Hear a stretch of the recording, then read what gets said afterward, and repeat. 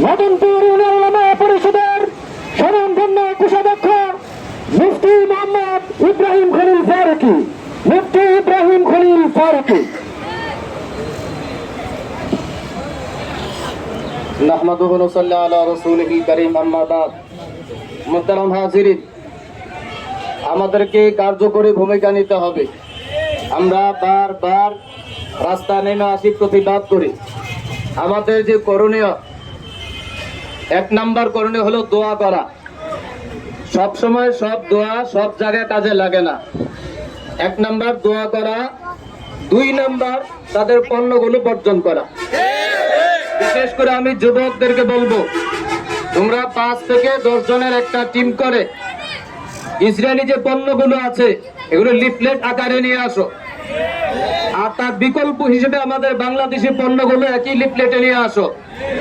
বিকল্প পণ্যগুলো অনেক দিনদার মুসলমান বুঝেই না কোনটা ইসরায়েলি পণ্য কোনটা বাংলাদেশি পণ্য, একই লিফলেটে আনতে হবে। এটা আমি যুবকদেরকে বলবো, কারণ যুবকদেরকে মাধ্যমে এই পর্যন্ত সব জায়গায় ইসলামের বিজয় হয়েছে।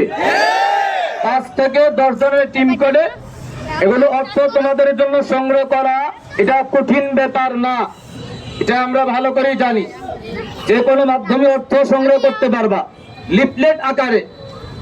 ইসরায়েলি পণ্যগুলো এনে এগুলো ক্রস চিহ্ন দিয়ে, বিকল্প বাংলাদেশি পণ্যগুলোকে টিক চিহ্ন দিয়ে রেখে, বিশেষ করে দোকানগুলোতে মেহনত করা, দোকানগুলোতে গিয়ে মেহনত করা, দোকানদারকে ব্যবসায়ীকে বুঝানো আমাদের বাংলাদেশের পণ্যগুলো রাখেন, ইসরায়েলি পণ্যগুলো বিদায় করেন।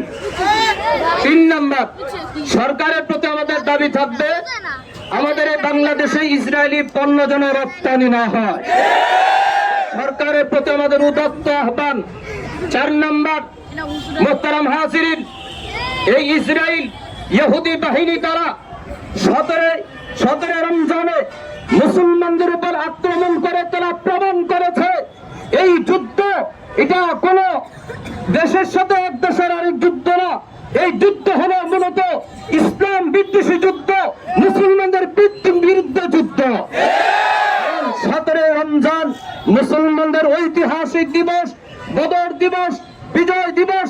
এই দিবসটা তাদের কাছে তারা ধৈর্য ধারণ করতে পারে না, মুসলমানদেরকে বিদ্যাঙ্গুলি দিয়ে দেখিয়ে দিয়েছে তারা মুসলিম বিদ্বেষী। মুহতারাম হাজিরিন, এটা নতুন নয়, প্রত্যেক রমজানই তারা মাহে রমজানে মুসলমানদের উপর আক্রমণ করে। এর জন্য এখন করণীয় হলো আমরা সবসময় যুদ্ধের জন্য মন মানসিকতা তৈরি থাকতে হবে, জিহাদের জন্য মন মানসিকতা তৈরি করতে হবে। আমরা যখন মন মানসিকতা তৈরি করে রাখবো, আমার তো চরম বিশ্বাস বেশি দিন নয়, সারা পৃথিবীতে সীমান্তগুলো খুলে যাবে, তখন এক দৌড়ে সেই ফিলিস্তিন আমরা পৌঁছতে পারবো ইনশাআল্লাহ। সেই লালন থাকবে, জিহাদের আকাঙ্ক্ষা থাকবে, তারাই তখন সে মাহদীর সৈন্য হয়ে জিহাদে অবতীর্ণ হতে পারবে। আল্লাহ তাআলা আমাদেরকে বোঝার আমল করার তৌফিক দান করেন।